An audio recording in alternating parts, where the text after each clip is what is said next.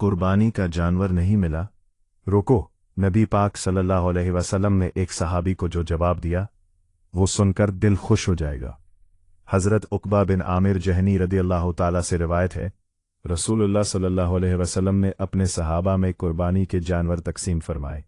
हज़रत उक़बा बिन आमिर रदियल्लाहु ताला के हिस्से में 1 साल से कम उम्र का बकरी का बच्चा आया। उन्होंने अर्ज़ किया, या रसूलल्लाह सल्लल्लाहु अलैहि वसल्लम, मेरे हिस्से में तो 1 साल से कम का बच्चा आया है। नबी पाक सल्लल्लाहु अलैहि वसल्लम ने फरमाया, तुम उसी की कुर्बानी कर लो। वज़ाहत सुनो, ज़रा गौर करो। हज़रत उक़बा परेशान थे, सोच रहे थे ये छोटा सा बच्चा, क्या मेरी कुर्बानी कबूल होगी? और नबी सल्लल्लाहु अलैहि वसल्लम ने फरमाया, हाँ कर लो, ये काफ़ी है। सोचो, जब नबी सल्लल्लाहु अलैहि वसल्लम ने खुद तकसीम की तो किसी को छोटा किसी को बड़ा मिला, लेकिन नबी सल्लल्लाहु अलैहि वसल्लम ने कहा, जो मयस्सर है अल्लाह के लिए पेश कर दो, जानवर का साइज नहीं। आज भी बहुत से लोग सोचते हैं बड़ा जानवर नहीं है, कम पैसे हैं, कुर्बानी कैसे होगी?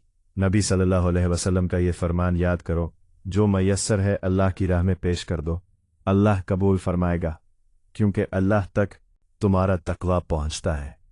सुभान अल्लाह। ईद उल अज़ही आने वाली है, जो भी मयस्सर हो अल्लाह के लिए कुर्बानी करो, छोटा हो या बड़ा, अल्लाह नीयत देखता है। ये वीडियो अभी शेयर करो, किसी का दिल हल्का हो जाए, किसी की परेशानी दूर हो जाए। कमेंट में लिखो, अल्लाह के लिए कुर्बानी करूंगा। चैनल सब्सक्राइब करो। जज़ाकल्लाह खैर।